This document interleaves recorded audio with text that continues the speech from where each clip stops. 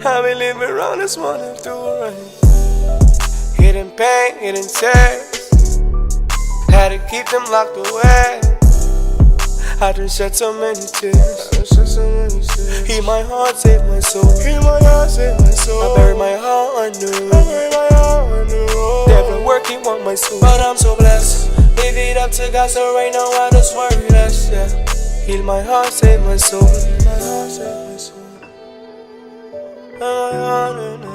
Kato, you way too dumb, kid. The pain from my past.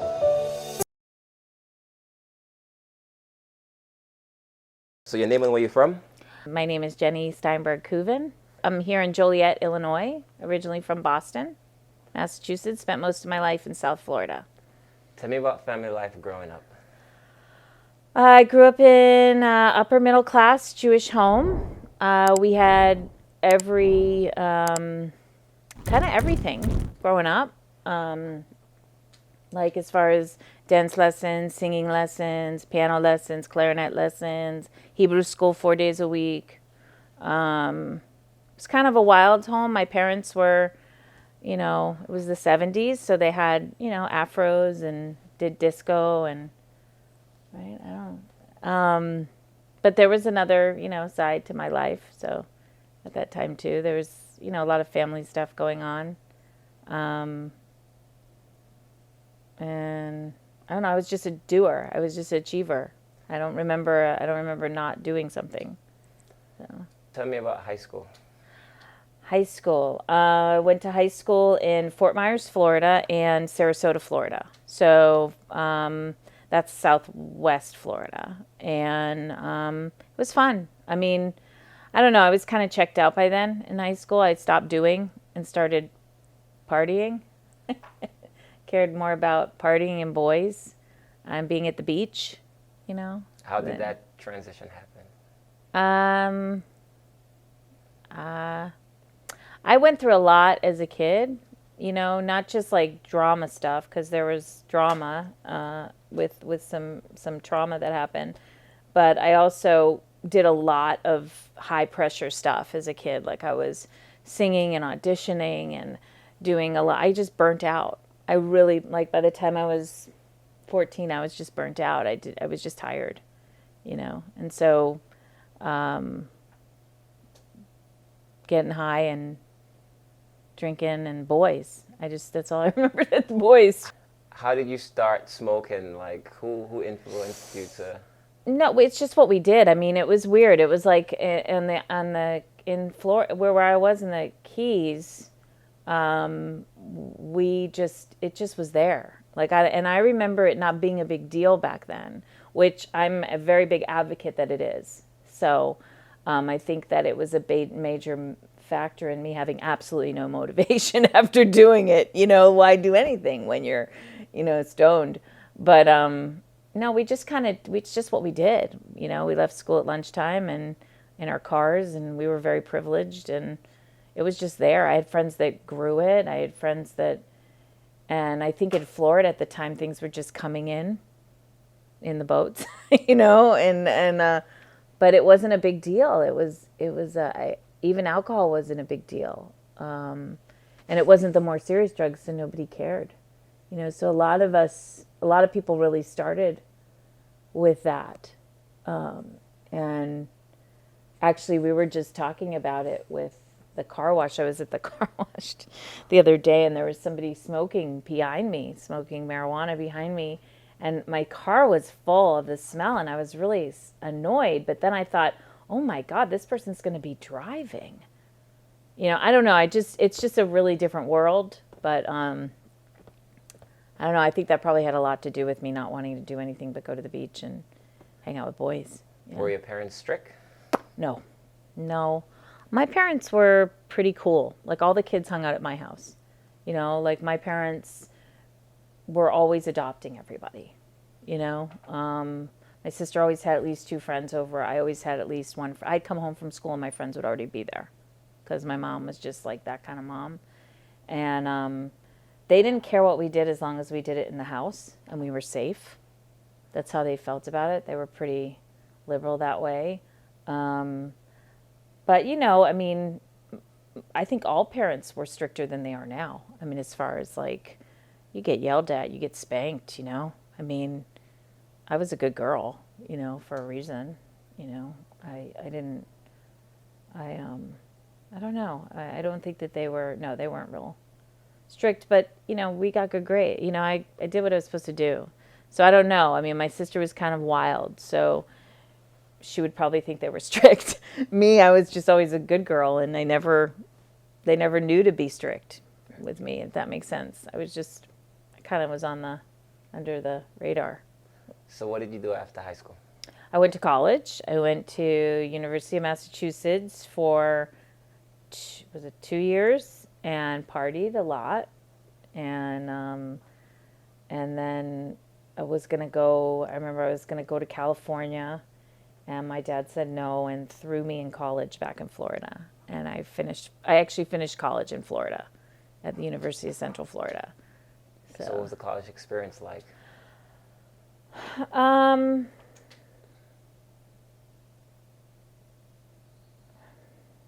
College for me was just like everything back then. Everything was like inventing the next person. Like, let me invent the next person to make up for the person I just messed up. You know, like everything was a front, if that makes any sense. So it was like front after front after front after front to avoid the true me that was left way back there in childhood. Which was? Probably super creative, like you just saw, like who I am today. Really outspoken, really independent, did my own thing, wanted to, you know, I think that was just buried. So I think I just kept having to invent a new person, you know, and I think that drugs and alcohol helped to do that until it didn't. I mean, you know, so college for me was grossly unsatisfying, except for my last year. I met my professor, Professor Rifo, at University of Central Florida, and actually, it was my second semester of my junior year, and I started to take African American literature, and I read Zora Neale Hurston, Their Eyes Are Watching God, and I changed because this girl told my story. And so I just started to write at that point. And that was when college got interesting, but it was kind of too late. I just had to get out of there. Yeah, I had to graduate. What did you do after that? Strangely enough, I went to law school.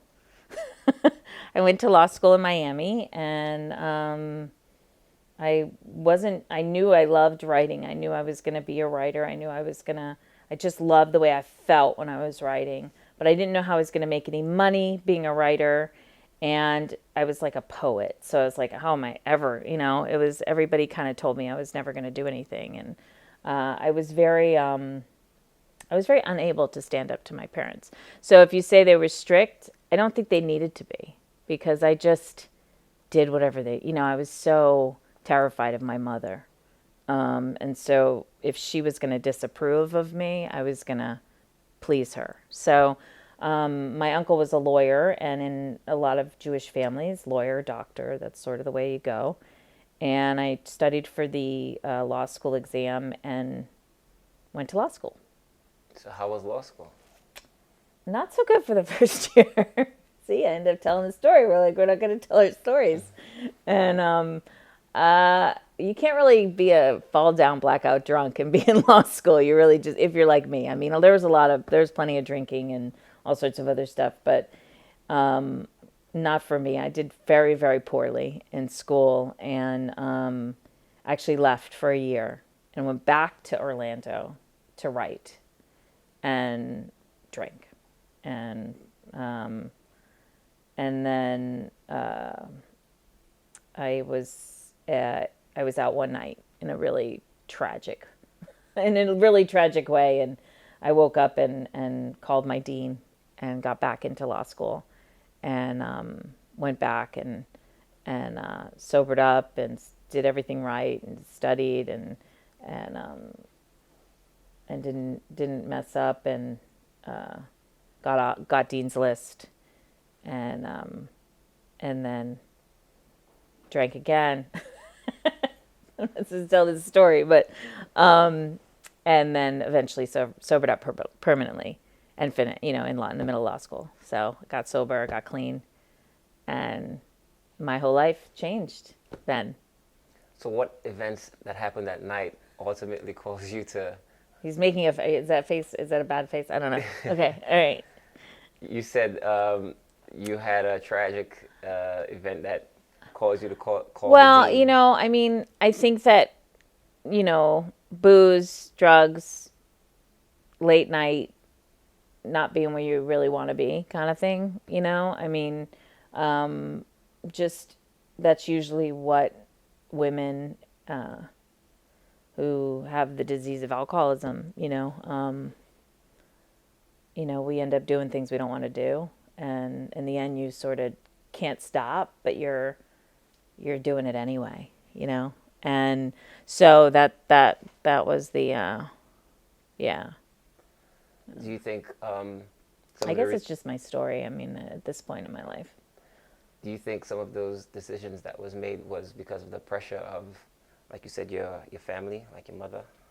I think that I don't really like to blame. I don't like to be in that kind of victim mindset. I think I reacted to the things that happened to me in my life in a specific way, and so when I couldn't be good enough or when I couldn't be perfect, it was really intolerable for me, very painful. And, of course, the shame of not being able to behave like other people, causes shame. And then that shame gets more and more and more until there's, so much shame that you can't get away from it until an act of providence. God just says, enough, little girl, you're done now. It's time to stop. So how long did it take you after you got back into law school to complete the program? I graduated. Like I finished, I got dean's list and sobered up and graduated, got past the bar exam. And I sort of had a whole other life then. I graduated law school and I still had all that shame and all that stuff going on in me. Still trying to be what I thought everybody wanted me to be. And so that's a really painful place to be because a lot of me was kind of healing also. So I was confronting some of the trauma from my childhood and then doing all this really good stuff, but I was still very inauthentic, if that makes sense. And so there's that incongruency, that to me is the spiritual journey. And so it just became this journey of getting congruent. So it was like I got married, I had my son, I worked in the courthouse, and then I worked in Miami, and then that's when when things started to happen, when I started to look at my childhood, look at my past, and go back to writing, go back to the journal, go back to the writing. I started to, I did a program called The Artist's Way, which is by Julia Cameron. It's an amazing program, and I just started writing music and picked up my guitar, and I had this, everyone thought I was crazy. I graduated law school and I was like, I need to play guitar. And so I learned how to play guitar, and things just would happen. Like I was playing in a coffee house. This was in the 90s, and I was playing in the coffee house, and there'd be a reporter. There was a reporter from the Miami Herald there. And then they ended up doing a story about the lawyer in the coffee house. And it was just things moved very quickly in that one little period. And I was doing one-woman shows and slam poetry and stuff like that in downtown Miami. And just was writing. And I don't think that they were good songs. I think that this was making up to myself that I left way back then. I think that we must make amends with ourselves. You can't run away from yourself. And people think, well, that means you can't run away from the bad part of yourself. But that's not what that means. You have to run. You can't run away from the good part of yourself.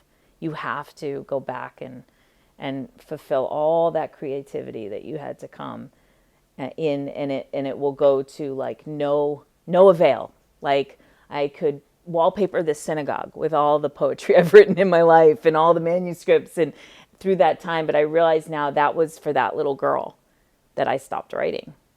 She was back there still writing all those years when I was just pushing her away, And I had the, I'm going to let you ask the question. You got to ask the question. So how did your husband help you during that process of you? My ex-husband was very supportive of me having hobbies. So he was sort of very helpful, but also the same message that we get sometimes as artists. Like, oh, you can do that, but do something normal too. Do something to pay the bills too. So it was very like, I'd work at the courthouse. I'd, see an amp, an amp that I'd want to buy. So I'd buy the amp from Guitar Center and I'd work. And it was like a whole thing. And he was extremely helpful. And it just got more and more painful to where I finally left the law completely. I still have my license, but I said I couldn't even walk in the courthouse anymore. It was it's just too personally painful. It didn't feel right. And then I had enough gigs. Like, it was pretty funny. I was doing a lot of coffee houses. I had like 3 or 4 nights a week. I was out playing like coffee houses, and I was learning covers, and I'd go down to the Keys. I'd go all the way up I'd go to anywhere. And so that was pretty, I was making ends meet so that it was okay with him as long as I was doing that. And then we had my son. Actually, that's not what happened. I started working for a organization with offenders. It was called Transition. It's the first of its kind. It's actually an organization in Miami. An attorney started it, which helps felons go to college and get jobs. It's like an employment agency for people with felony records. And now you can get your record expunged. You can vote with a felony record. You can do a lot of stuff. But back then, I mean, what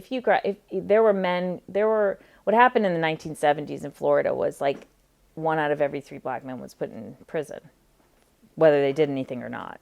And so what was happening in the 90s is they were all getting out with these felony records, and nobody was helping them get jobs. So this attorney, he was just an amazing man. He had started this organization that was helping them and teaching employers how to get kickbacks from the government if you give these guys a chance. And so I started working there teaching, and I ended up running the youth program for youth felons. And I fell in love with these kids. I was working with mostly gang members from Jamaica, Nicaragua, Costa Rica. They were all kids. They all came over when they were like 3, 4, 5 years old.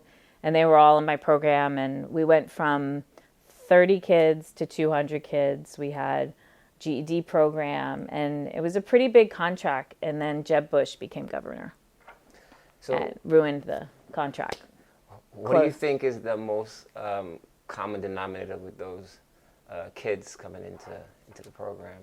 I think that they have never felt value. And so I think that a lot of kids are judged as having antisocial behaviors and antisocial tendencies, but they have never felt anything but the need to survive. And so, I mean, I think that most of them were shut off from their true selves. Like never, it was a luxury that they were not allowed. I mean, they went right from a lot of them came by themselves and went into very violent situations when they got here, very young, and they weren't. I just saw them. I just loved, I loved showing them that I loved treating them like people. Most people just treated them like criminals or.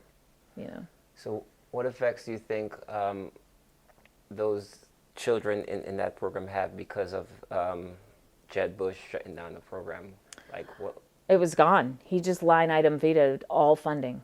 So it was like, and that's happened to me a few times in my career, is that I've built things and then the funding is taken away. And it's very, very hard because there's nothing, people don't understand that that's like, you get the wrong governor, or you get, and they just decide these programs aren't important anymore.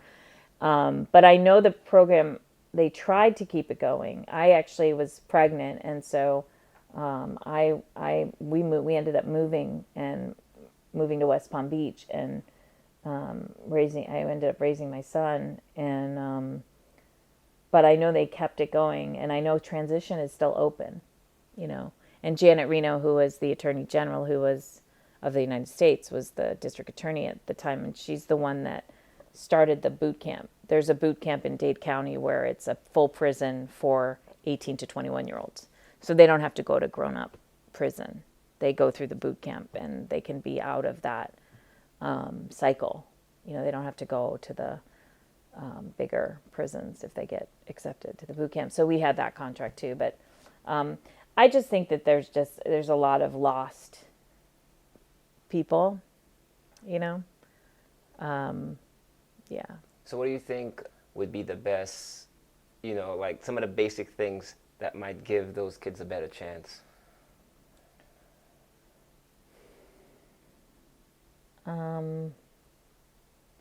I think just seeing them, like, you have 200 kids, one of them's going to get their GED, one, but like when the one does, it's the greatest thing ever. But you see them, it's like, yeah, it's going to be a hard road. Yeah, things aren't going to be as easy for you, but we're here, we see you, and we don't think that you're bad or wrong. People make mistakes, but it doesn't make you a mistake, But I think that that's the guilt and shame that we put on each other as people, not you did something bad, you are bad. But when you're a little person and you are thrown in the system at a very young age, you're not fully developed yet. So you just internalize that whole sense of guilt and shame. You're already sure that you're shit, And it's very long peeling away to make them feel better. So in Chicago, the inner cities of Chicago, you have such a high murder rate. The crime rate is ridiculously high. Do you think a program like that would be sufficient to like help change the trend, or what do you think is the best? We just got here. I moved. The next part of this story is I went to seminary and I ended up working in substance abuse, and I really just began working in the opioid epidemic, and we were in Arizona attempting to work on a project that sort of failed. It's open, but it failed in my eyes. It was probably my biggest, I would say, failure. But so I don't know much about Chicago. I just know that when we got here, when we came to visit in the summer, and we got off the airplane in the middle of COVID, and we drove to the city, I looked at my husband and I said, there's stuff happening. There's shit happening here. We gotta be here. There were prisons and mental health hospitals and social action, and people were really, you could tell that it was a place where people were caring about other people. Like there was stuff happening, and I feel that way in Chicago. I don't know about the violence in Chicago. I witnessed a little bit of it a month ago, but I don't really know a lot about this city to speak with authority. I just know how I feel here in Joliet. I really like Joliet. Like, people are like, you like Joliet? It gets a bad rap, because of the prison, and it just does get a bad rap, right? A little bit. But I like a city. I mean, I like a place where people are all different, and there's all different cultures, and it reminds me a lot of South Florida, a lot, like that Miami area. So not the 90s, not now. Just not like that now. You talked about writing. Mm-hmm. How far did you go in terms of, you said that was your passion, but you couldn't have made money doing it. Oh, I tried so hard. I sent out more poems than, I don't know. And this has been back before internet and ebooks and Amazon. And, I just would mail out poems and to the poetry magazines. There was a way you did it, and I had screenplays, and you know, but you know, the writing is always just a part of who I am. Like, I have to remember that it's my bliss. It's not about what happens with it, which is, you know, in our culture, it's like how successful you are or how many people read it. And then my memoir that I had given you, that is, I guess, my tribute to that little girl that we were talking about. My memoir is about, you know, abuse in my childhood. And I wrote it not for really anything to happen with it, but that to tell the story. And that was really neat how that, I was at a fair and there was a publisher, a booth, and I just gave them the manuscript and then they ended up publishing it. It was like this really fast thing. And then my next book I published myself. It's a workbook that I actually wrote in meditation with Archangel Michael, if you know. And it's a workbook which helps you shift from a victim mindset to a visionary healer mindset, hero mindset. So it's 22 exercises that shift you, the way you think about life, the way you see life, the way you tell your own story. You know, how do you see your story? Do you tell it as something bad that happened, or do you see the good things that happen? So, do you think that a lot of people, because they see themselves as a victim, that's a hurdle they put in front of them in terms of moving forward? I think we live in a victim culture.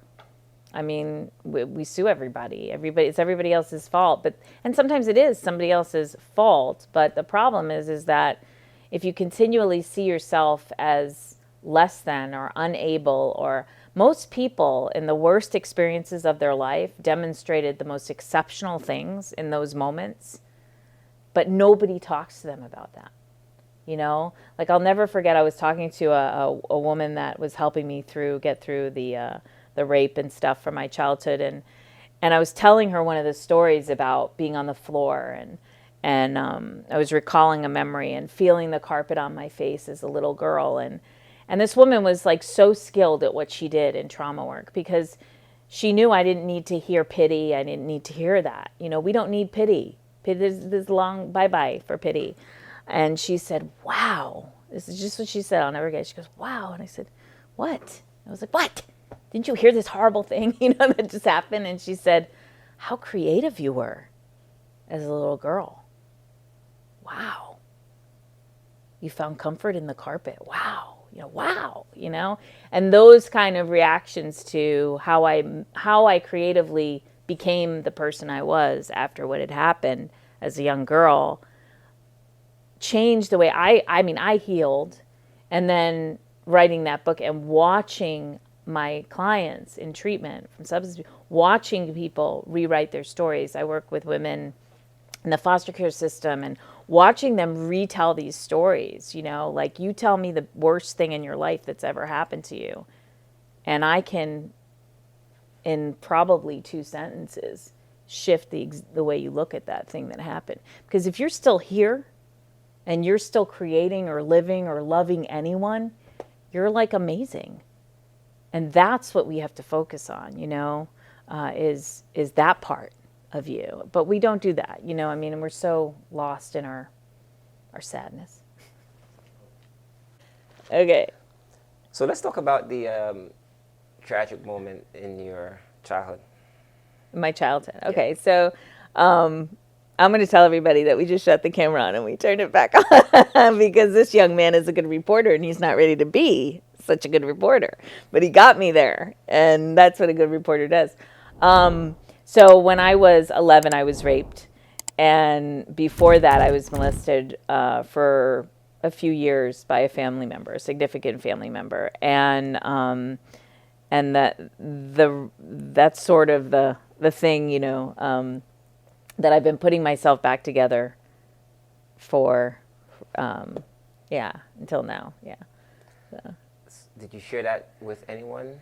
Oh yeah, I mean it's in the book, that first book that I wrote. It's a big part of my message of how I healed I've done so much work to become whole in my practice, in my private practice, helping other trauma victims.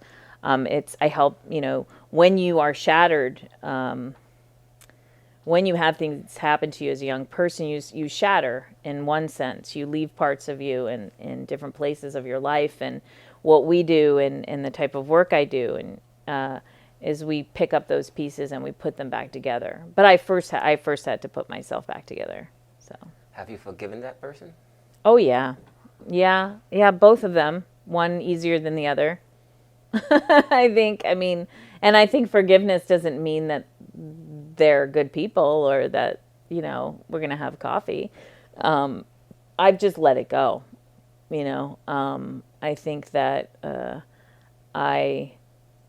it doesn't define me.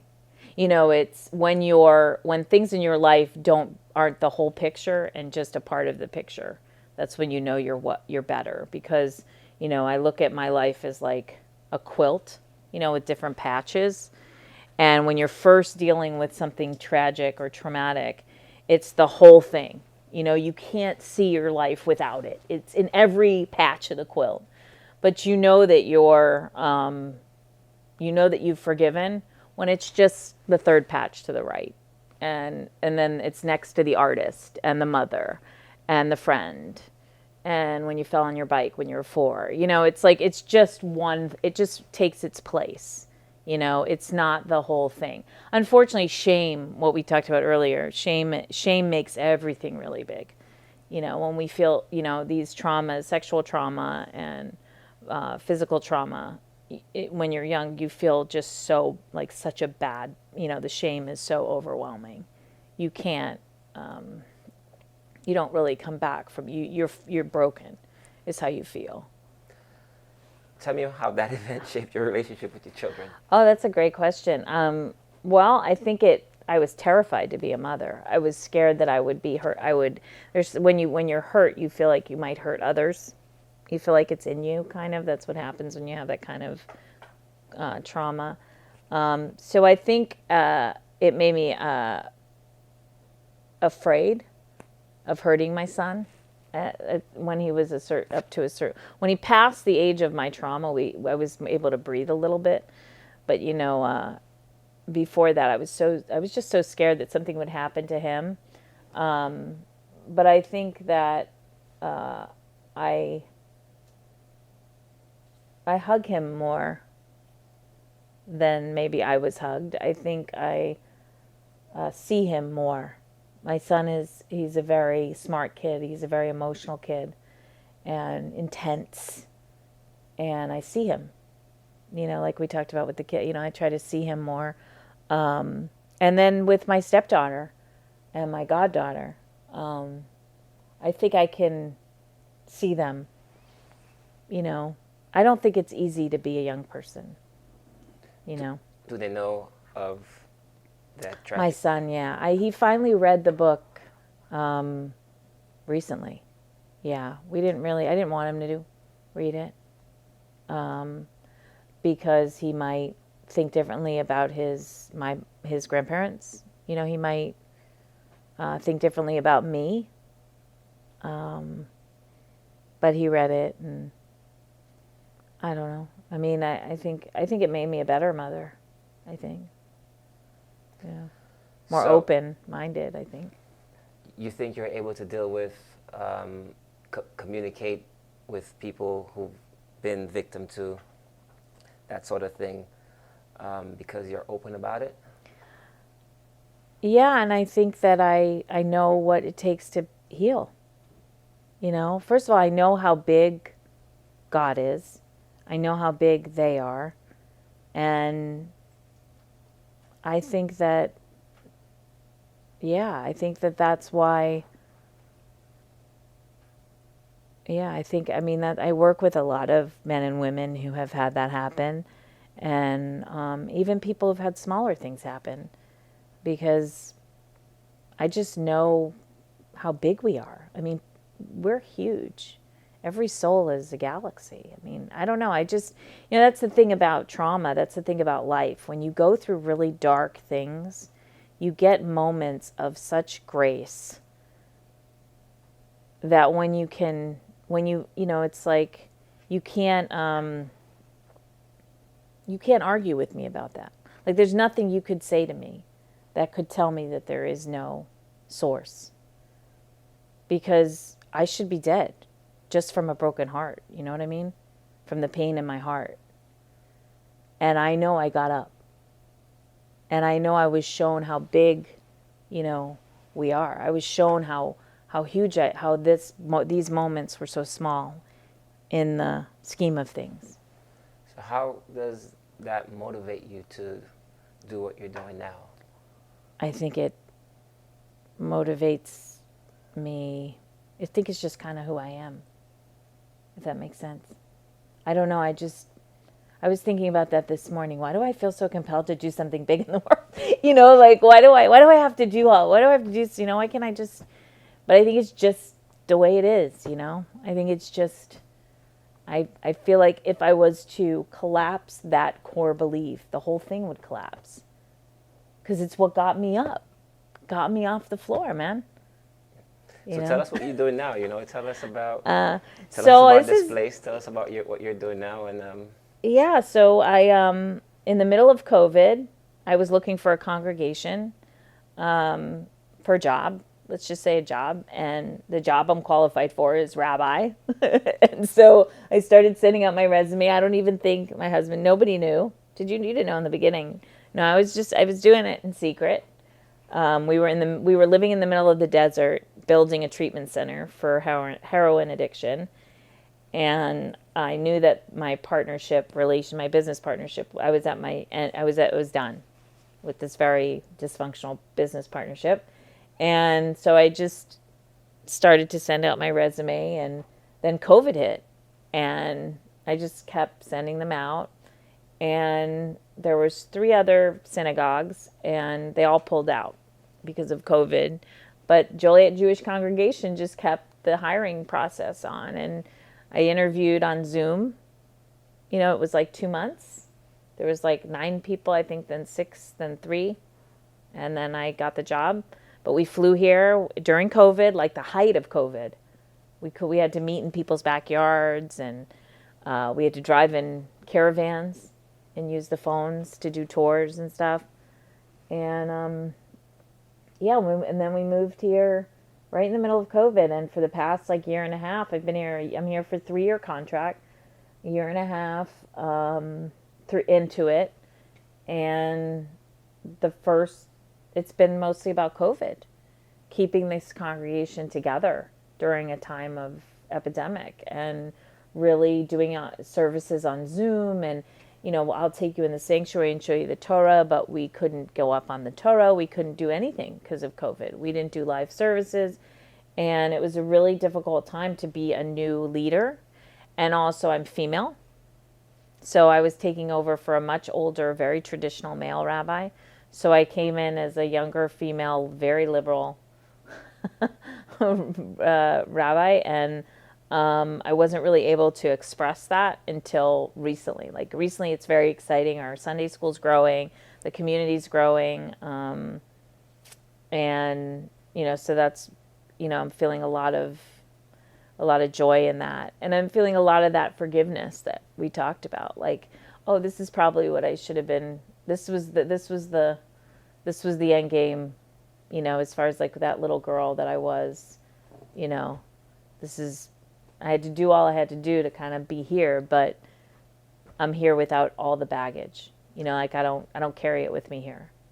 Do you feel added pressure because, when you hear rabbi, most people, they would get this image in their head of a man? I don't feel pressure because necessarily I'm a woman. I think I feel pressure because I am spiritually extremely on the cutting edge of things, not like, ooh, I'm on the cutting edge, but that I've been to heal from my trauma. I was in Indian sweat lodges and in the mountains of Peru with healers, and I've just in church revivals and exorcism. I have just seen everything. And so I think that I'm not narrow. And so I take on the role out of choice, if that makes sense. And that's where I feel the pressure, is because that's weird to people. Like, I've seen all that, and yet I still choose Judaism, and I choose it not because of, a duty to my tribe or anything. I choose it because I know what I know. And that's very different than most of the people in my community. This is just who they are. This is what they do. So it's kind of weird. Like, I think that the way I see Torah, the way I see my faith, the way I see the rhythms and the beauty in Judaism, it's not in the box. It couldn't be, because that's not where I found my answers, if that makes sense. Yeah. So what sort of challenges have you been faced with being here? Well, at first I faced being the new rabbi, right? And being a younger female, kind of colorful, I guess. My husband is not Jewish, so we faced a lot of judgment for that. And we weren't married when we got here, so we faced a lot of judgment for that, even though I was married before and had my son with a Jewish man. The COVID challenges, and, just, I think those are the two main challenges. And then I think the deeper challenge is to be true to myself, like to be up there and speak and give sermons and teach what's in my heart, not what I think is going to be accepted. So it's that same old thing. It's the same old thing from, that we all fight with, right? So tell me some of the things you don't look forward to coming to work. Well, it's funny. I didn't look forward to things I didn't look forward to Saturday mornings. And the old rabbi was still here. And we had a very split congregation at that time, because there was people loyal to the old way and people wanting it to be the new way. But now I have to be honest. I really am having a good time.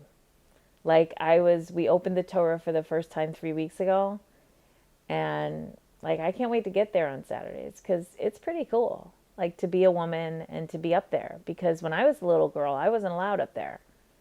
So the fact that we're up there at all is really neat. And I have the people in this congregation have been so wonderful to us. And when you're up there, it's not like you go to a church and you have the pastor, and he kind of just, my friends that are pastors, they get a lot of choices. When you're Jewish, you don't get as many choices in how you do the service, but you need a lot of help. You can't carry the Torah by yourself. You can't open it by yourself. You can't read it by yourself. You need at least 3 other people up there with you. So it's been really neat to be up there with the men and women that come up there, and see them finally see me do that. Because, it's hard to transition leadership. So how does it work, on a Friday evening when you're locking off all your electronics and you're getting ready for the Sabbath, and your husband, Isn't? Yeah, like, how does it work? Like, Well, I don't observe the Sabbath like that. I don't walk to synagogue. I don't shut everything off. I light my candles, and Hector comes with me to services on Friday night. We come to the synagogue, and then Saturday morning I'm here for 4 hours on Saturdays doing services. And then Sunday, I'm here for Sunday school, But I don't know, it's not, we kind of have 2 different things going on in our house, because I have my stepdaughter and Hector. Our diets have always been very different. So, because I don't eat, I'll eat a kosher hot dog, but I don't eat any meat except fish. And, I don't eat chicken, or we could go into Chicago to the kosher butcher to get it, but I personally don't like meat, and I just don't like it. And I definitely don't like chicken. And so, so we've always kind of just done it separate. I just believe that, this is going to be really corny, But I believe that if you really love someone and they're really pure of heart and you're really pure of heart, none of that other stuff matters. And we found each other and that's how we found each other. My son was asking, my son loves his stepdad, and my son was like, "Mom, how can I meet how can I meet a Hector?" And I said, well, I said, you got to meditate. And he knows, my son knows me. I mean, I used to meditate 2 hours a day for like at least 15 years. And I said, so start meditating. He goes, well, why? I said, because when you meditate, you hear that quiet voice that you don't hear if you don't meditate. And the quiet voice told me to ask him out to coffee. And if I would have been listening to what everybody thinks and what everybody says, I would have never asked him out to coffee that day. But I could hear it in my inside. I could hear that quiet voice. And so, but I mean, if he decides to be Jewish, that'd be neat. But, we do have classes. We have a lot of interfaith families. Interfaith is the way it is in the world, and so we have a lot of interfaith families in the synagogue, and we have, we'll be doing some classes. We do adult classes for people who want to learn. And I want people to be able to choose Judaism. Like, Judaism has never really been a choice for people because Jews have not really been interested in that, open to that. And because of the world, I think it's just time. I have a lot of kids coming to the synagogue now. The families are getting here through their children. The children are saying, Dad's Jewish, Mom's Catholic. And the children are meeting their Jewish family and going, Dad, I think I want to go to temple. I don't want to go to church. Let's see what that's about. Where in the olden days, you couldn't do that. The temple wouldn't let you come. And I think children today are more, they dig it. They dig the faceless guy. They dig the metaphysical, mystical nature of Judaism. They dig that you can come into synagogue and believe whatever you want and still be Jewish. Like, you just, you don't have to believe one way to get somewhere. There is nowhere to go. This is it, and this is everything. Right. So kids really, I see a lot of kids that are like, oh, that makes sense. Yeah. Tell us one thing we might not know of a rabbi that's like totally like unthinkable. I would ask him. My one thing about me as a Jewish rabbi. One thing about you that most people would never guess that you would be involved or you like, or they just wouldn't say, hey, I would never take. You probably want to ask him. I don't know. I mean, my music taste is probably the most. Yeah, tell me about your music taste. Well, I like a lot of different kinds of music. Big fan of like Bruce Springsteen and all that classic rock stuff. But I'm a very big hip hop music listen to her. I'm always a little bit behind, but I think I'm a little bit ahead. That's what my son says. Like, always like find something and like yeah. I mean, I don't know if is that surprising? I don't know. What would you say surprising about me? I don't know. I like stuff. Like, I'm a girl. I love shoes. I love things. I love pretty things. I love, maybe that's not rabbinical or spiritual.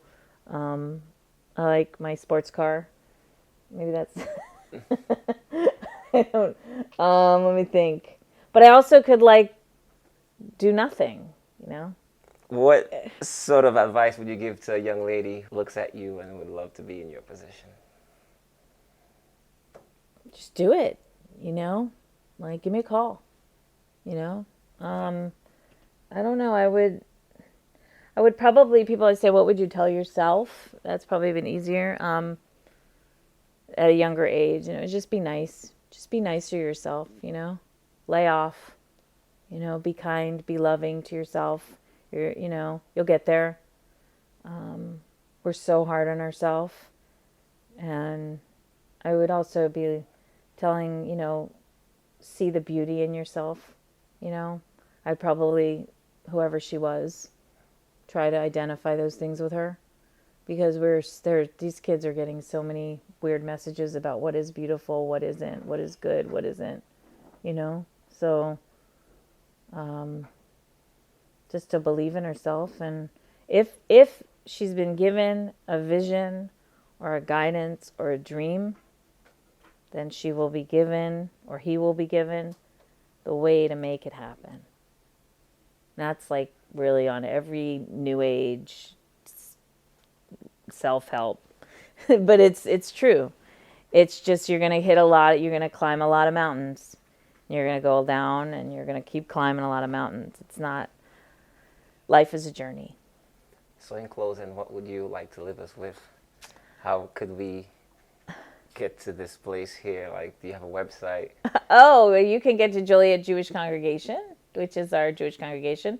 If you are suffering with trauma, you can go to thehealingrabbi.com.